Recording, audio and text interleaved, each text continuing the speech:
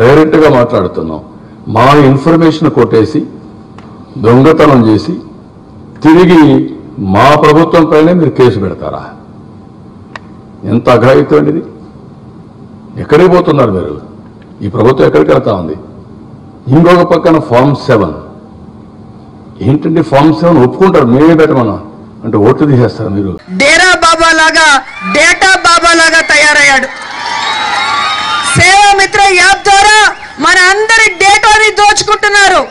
Aadhaar card details, voter ID details, phone details, మన bank account details తీసుకొని మీ bank లో ఉన్న డబ్బుని దోచుకుంటూ మీ ఓట్లను కూడా గల్లంతు చేసి దోచేసుకోవాలన్న ఆలోచనతో ముందుకెళ్తున్నారు ఈ డేటా బాబా. ఆయన కొడుకు బేటా బాబా అని కూడా మీ అందరికీ తెలియజేసుకుంటున్నారు.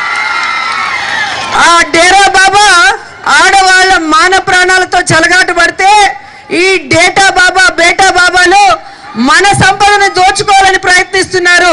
ప్రజల సొమ్మును దోచుకోవాలి, ప్రజల ఓట్లను దోచుకోవాలని ప్రయత్నిస్తున్నారు. ఆ డేరా బాబాని ఏ జైల్లో అయితే పెట్టారో ఈ డేటా బాబా బేటా బాబాల్ని కూడా అదే జైలుకు పంపించాలని కూడా మహిళలందరినీ కూడా కోరుకుంటున్నాను.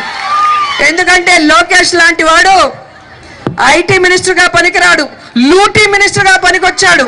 ఇలాంటి వాడిని అడ్డదారిన తెచ్చుకొని మంత్రిని చేసింది ఇందుకే అని అర్థమవుతుంది.